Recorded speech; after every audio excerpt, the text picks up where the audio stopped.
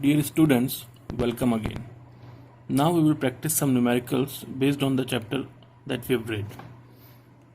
Our first question is, what is the highest and lowest resistance that can be achieved by combining 4 coils of 4 ohm, 8 ohm, 12 ohm and 24 ohm? चलिए solve करते हैं.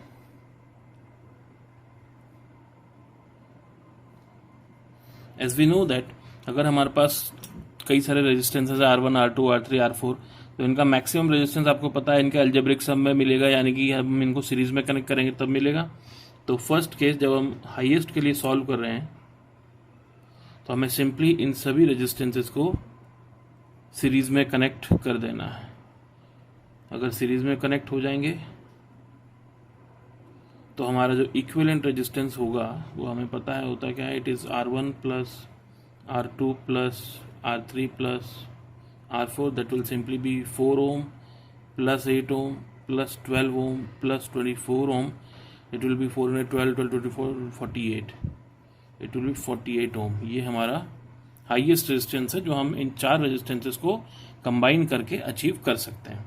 और अगर हम second point lowest की बात करें तो हमें पता है लोवेस्ट रेजिस्टेंस हमें कब मिलेगा, जब हम इन सबको पैरेलल में कनेक्ट करें. तो हमारा कॉम्बिनेशन जो है वो कुछ ऐसा हो जाएगा.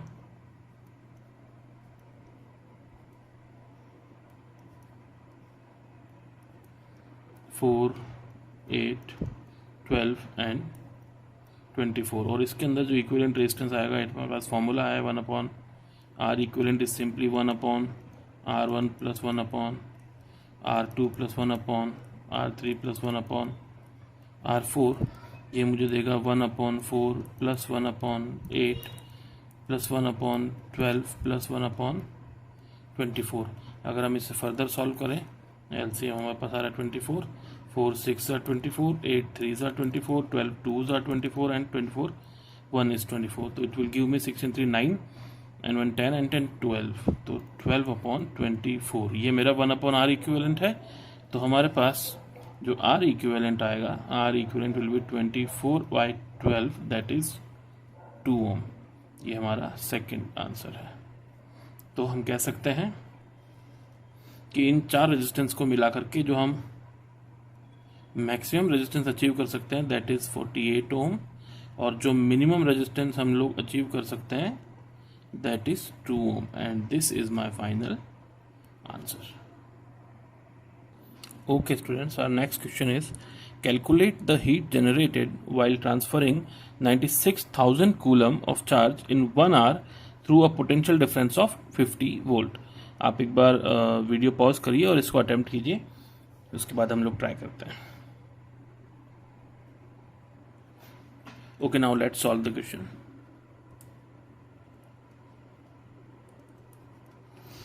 हमें क्वेश्चन में गिवन है charge is 96,000 coulomb and the potential difference voltage जो है वो हमें गिवन है 50 वोल्ट.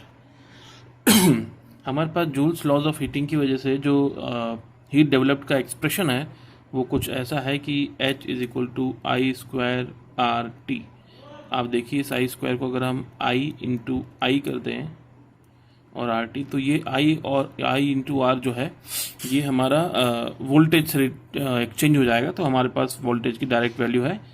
और एक चीज़ और है कि हमें पता है कि current is rate of flow of charge Q/T. तो इस I को भी हम Q/T से रिप्लेस कर देंगे तो Q हमारे पास ऑलरेडी अवेलेबल है. और ये जो डिनोमिनेटर में T आ रहा है ये T हमारे ऊपर वाले T से कैंसिल हो जाएगा. तो it is simply Q/T into V into T. ये आपका सीधे कैंसिल हो गया.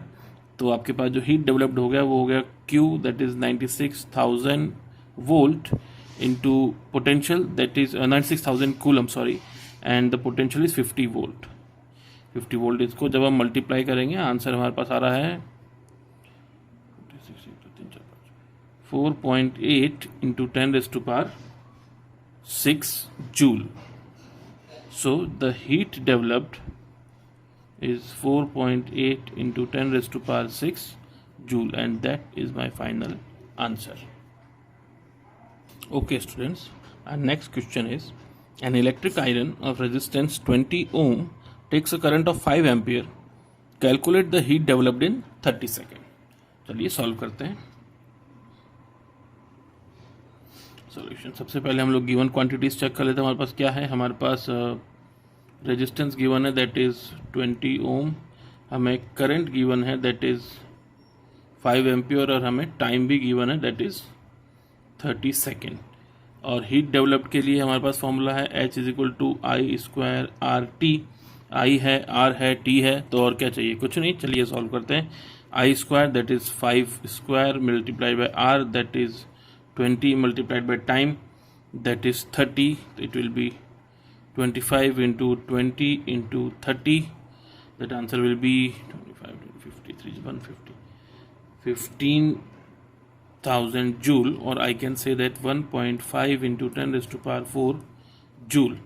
So in this case, in this particular problem, the heat developed will be 1.5 into 10 raised to power 4 joule, and that is our final answer. Okay students, our next question is, an electric motor takes 5 ampere from a 220 volt line. Determine the power of the motor and the energy consumed in 2 hours. Okay, let's solve the question. सबसे पहले given check करते हैं। हमारे पास क्या है, current मुझे given है that is 5 ampere, potential मुझे गिवन है दैट इज़ 220 वोल्ट, और टाइम भी मुझे गिवन है आवर्स में दैट इज़ 2 आवर। पता क्या करना है, I need to determine the power. Power का हमारे पास फॉर्मूला है V इंटू आई, दोनों वेरिएबल डायरेक्टली गिवन है क्वेश्चन में, that is 220 multiplied by 5, it will simply be 1100 watt. So the power of the motor is 1100 watt. इसके बाद हमसे पूछा है फाइंड द एनर्जी कंज्यूम्ड। हमें पता है energy is simply power into time. Power हमारे पास 1100 वाट है, टाइम हमारे पास 2 आवर है, it will simply be 2200 watt hour, और I can say that is 2.2 kilowatt hour. So our final answers will be, the power of the motor is 1100 watt or 1.1 kilowatt, and the energy जो ये motor consume कर रही है it will simply be 2.2 kWh और 2.2 units of electrical energy. Okay students, our next question is, a room has 2 tube lights, a fan and a TV. Each tube light draws 40 watt, the fan draws 80 watt and the TV draws 60 watt. ये हमें power given है। On the average, the tube lights are kept on for 5 hours, the fan for 12 hours and the TV for 8 hours daily. The rate of electrical energy is rupees 3.10 per unit. Calculate the cost of electricity for 30 days. दिखने में question complex लगता है, लेकिन actually ये बहुत ही simple question है। चलिए solve करते हैं। हम एक एक डिवाइस लेके शुरू करते हैं। सपोज सबसे पहले हमने ट्यूब लाइट्स के लिए सॉल्व करना शुरू किया। ट्यूब लाइट्स का नंबर है 2, कितने पावर की है 40 वाट, कितने देर के लिए चल रही है 5 आवर्स के लिए। तो इनका जो डेली कंजप्शन हो गया 2 इंटू 40 80 इंटू 5 400 वाट आवर, ये हमारे ट्यूब लाइट्स का डेली कंजम्पशन है। ठीक है। सेकेंडली हम लोग करते हैं फ़ैन के लिए। फ़ैन कितने हैं, नंबर इज़ 1, कितने वाट का है, फ़ैन इज़ ड्राइंग 80 वाट, और कितनी देर चल रहा है, the fan is on for 12 hours. तो it will simply 80 into 12 is 960 watt hour, ये हमारे फ़ैन का डेली कंजम्पशन है। और अगर हम टीवी की बात करें, टीवी कितने हैं, नंबर इज़ 1, वाटेज कितना है, टीवी इज़ 60 वाट, कितने टाइम चल रहा है, TV is being watched for 8 hours daily, 16 into 8 is 480 watt hour. ये हमारे टेलीविज़न का डेली कंजम्पशन है। अगर हम तीनों डेली कंजम्पशंस को ऐड कर दें, that is 400 plus 960 plus 480, it will give मी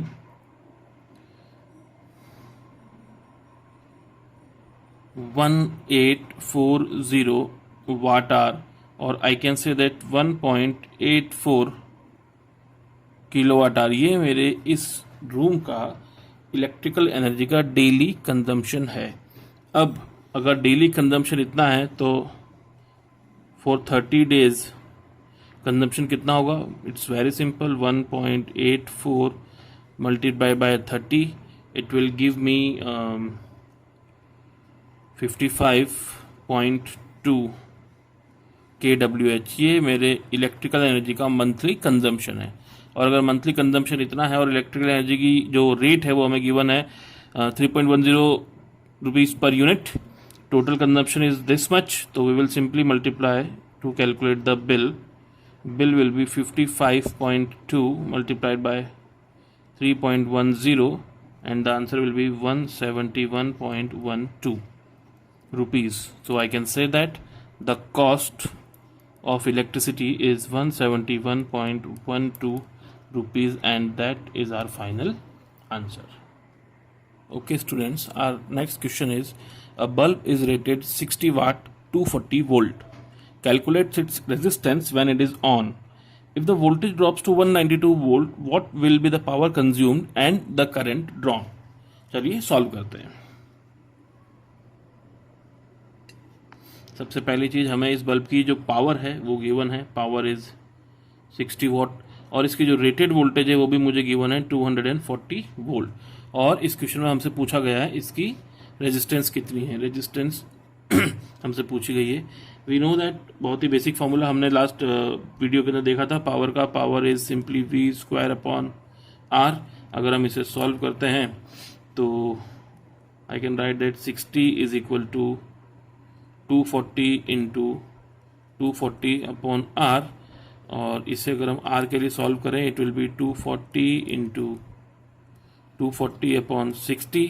यहाँ से बहुत ही ईजिली हम कैलकुलेट कर सकते हैं। जो आंसर आएगा 60 से ही कैंसिल हो जाएगा 4 टाइम्स, 24 इंटू 4 96, इट इज़ 960 ओम। तो हमारा पहला आंसर तो आ गया कि हमारे बल्ब की जो फिलामेंट है उसकी रेजिस्टेंस 960 ओम है। अब हम चलते हैं क्वेश्चन के सेकंड पार्ट पे। सेकंड पार्ट ये कहता है कि if the voltage drops to 192 volt. अब देखिए बात यह है कि हमारा बल्ब जो है वो डिज़ाइन है 240 वोल्ट पे ऑपरेट होने के लिए, लेकिन अगर हम उसे लो वोल्टेज के ऊपर ऑपरेट करते हैं तो क्या फ़र्क पड़ेगा वो हम कैलकुलेट करेंगे। Now we will find the new power that is V square upon R. अब हमारा जो वोल्टेज है वो हो गया 192 volt, 192 square upon R, R change होगा नहीं, दैट इज़ 960। इसे हम कैलकुलेट करते हैं तो ये आंसर हमारे पास आएगा 192 into 192 upon 960, it will reduce to 38.4 watt. अब देखिए क्या हुआ, जब हमने बल्ब को जो कि 240 वोल्ट के ऊपर ऑपरेट होने के लिए डिज़ाइन किया गया है, अगर उसे हमने लो वोल्टेज पर ऑपरेट किया तो जो पावर डेवलप हो रही है वो कम हो रही है। इसका मतलब हमारा बल्ब जो है वो बहुत डिम जलेगा। पहले वो 60 वाट जितनी पावर लाइट प्रोड्यूस करता, अब वो 38.4 वाट जितनी पावर लाइट जो है वो जनरेट करेगा। और इसी क्वेश्चन में हमसे पूछा गया है फाइंड द करंट ड्रॉन। इस कंडीशन में करंट कितना ड्रॉन होगा जब 192 वोल्ट के लिए अप्लाइड है। तो द करंट विल भी हमें पता है, ओम्स लॉ यूज़ कर लेते हैं। ओम्स लॉ कहता है V is equal to I R, therefore I can say that I is equal to V upon R. V मेरे पास है 192, रेजिस्टेंस हमने कैलकुलेट किया था 960 ohm, it will give me 0.2 ampere. So हमारे सारे आंसर्स आ गए हैं। आर आंसर्स आर, सबसे पहली चीज द रेजिस्टेंस इज 960 ओम। फिर हमसे पूछा था कि अगर 192 वोल्ट के ऊपर आए तो पावर कितनी रहेगी, तो now the new power will be 38.4 watt.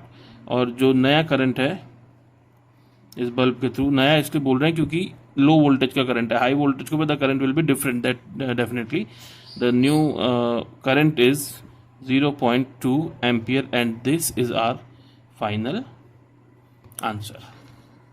Dear students, at this point of time हमारा चैप्टर खत्म हो चुका है और हमने न्यूमेरिकल्स की प्रैक्टिस कर ली है। आई होप कि आपको हमारे साथ पढ़ने में मजा आया होगा। आपको किसी भी तरह का कोई भी डाउट हो रिगार्डिंग दिस चैप्टर और any other chapter, you can WhatsApp me any time on this number.